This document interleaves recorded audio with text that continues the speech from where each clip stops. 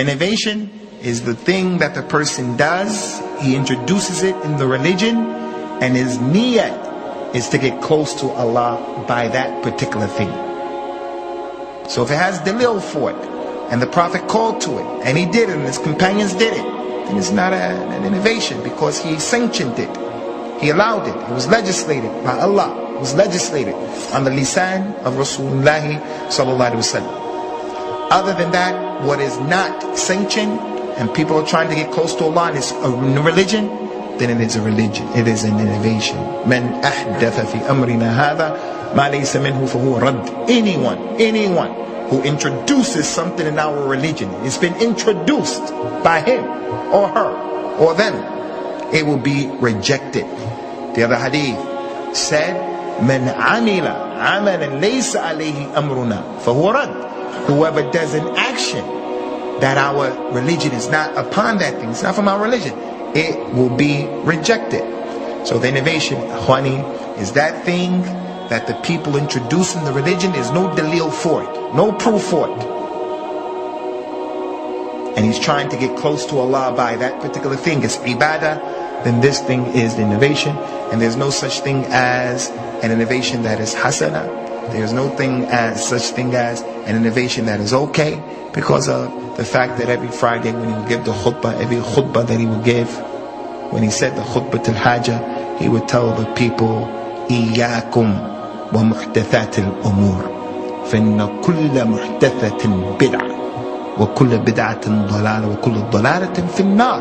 That's clear in the Arabic language.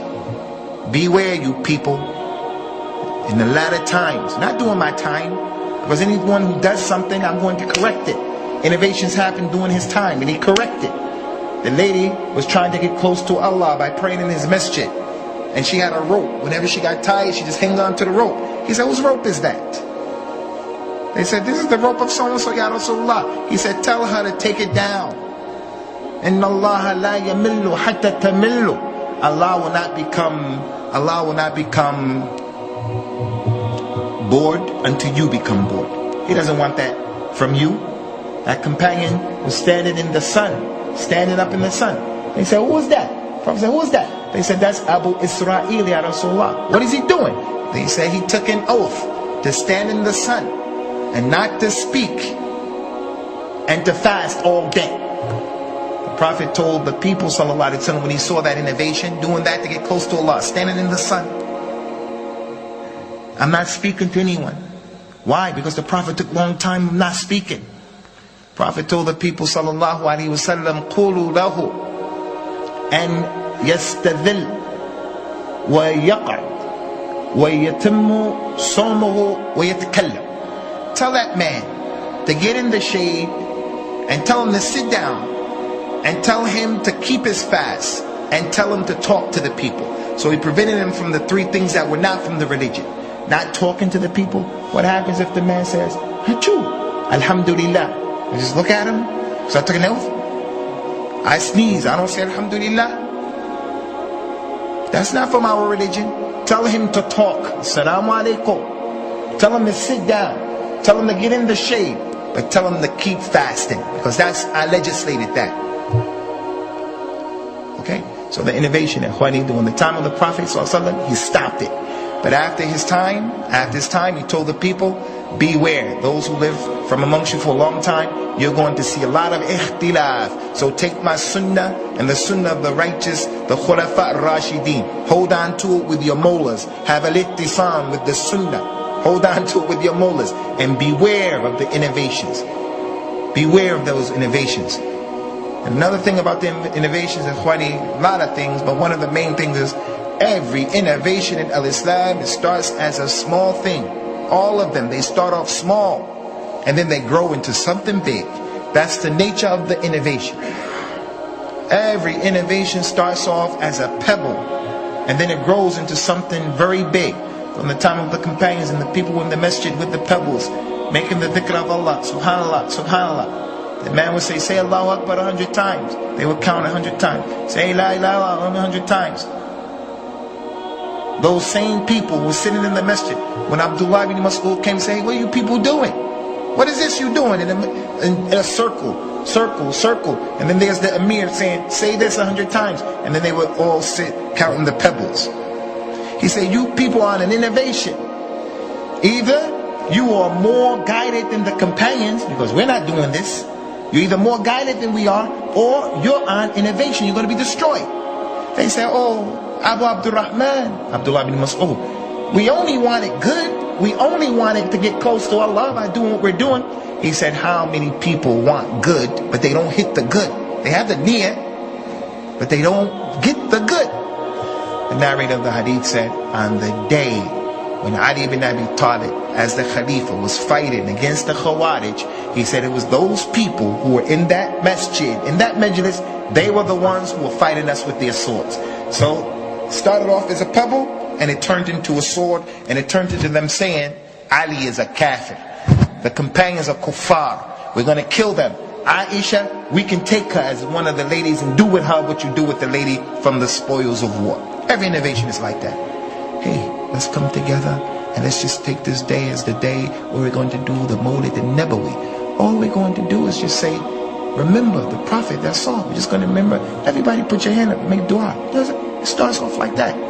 Next thing it turns into what they do in Tunis. On the 12th of the Rabi' al-Thani, lights all over the place in the street, sweets, dates, party. What they do in Pakistan, what they do here in Birmingham. On my street, they have like the Christmas lights all in front of the house. The whole thing, like when people get married. People know what I'm talking about, right? You raise up the telephone bill, the electric bill, because the whole thing. And some of it, I have to say, looks nice, but it reminds me of Christmas. Every innovation starts off like that. So, Ikhwani, as we mentioned yesterday, the blueprint is what the companions were upon, radiallahu anhum. Let's be satisfied with where they stopped. Stop where they stopped. Stop where they stopped. Go forward where they went forward. This is not an issue, Ikhwani, of people being tough and rough and closed. But in the ibadat of al-Islam, in order not to be like Ahl al-Kitab, the scholars were very careful about these issues. If we're just let it flow, do whatever, if we're like that, then our religion is going to become like the religion of Ahl al-Kitab. Like we mentioned again, the swirling dervishes. People saw them before. With the dress. And goes around Turkey and other than Turkey. We're not against Turkey. We don't want anybody here to think we're against the Atrak. But if you ever saw that, how they do that, that's ibadah to some of the people. That's ibadah. That has nothing to do with anything. I saw with my own eyes when I was in Sudan a few years ago. A man ran and he flipped over into a circle, a ball, and he rolled down the street very fast as a ball. And they said he was from the awliya of Allah. Zeki, I'm not against you, man. But I saw it with my own eyes. I said, wow, I couldn't believe it. And he was going fast for a long time. I said, wow, that was a dalil. He was from the awliya of Allah, and that was a form of ibadah. So the point is, stick to where the companions stuck. As Imam al-Shafi'i said, when someone mentioned, I don't remember how it went, some scholars said, if you see a man flying in the air, then don't believe that he's a wali from the awliya of Allah, just because he's flying in the air. They said that in the presence of Imam al-Shafi'i. He said, look, that's not enough.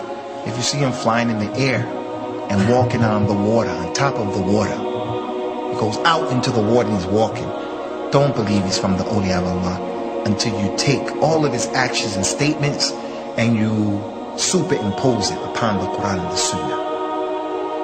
He's walking on water and he's flying in the air, but he doesn't pray. He's walking on water and he's flying in the air and he slaughters for other than Allah. He's walking on water and he's flying in the air and he's opposed to the Sunnah. He's not from the awliya of Allah. It's trickery, it's from shaitan, it's from the Dajjal. Something is going on. Allahu Akbar.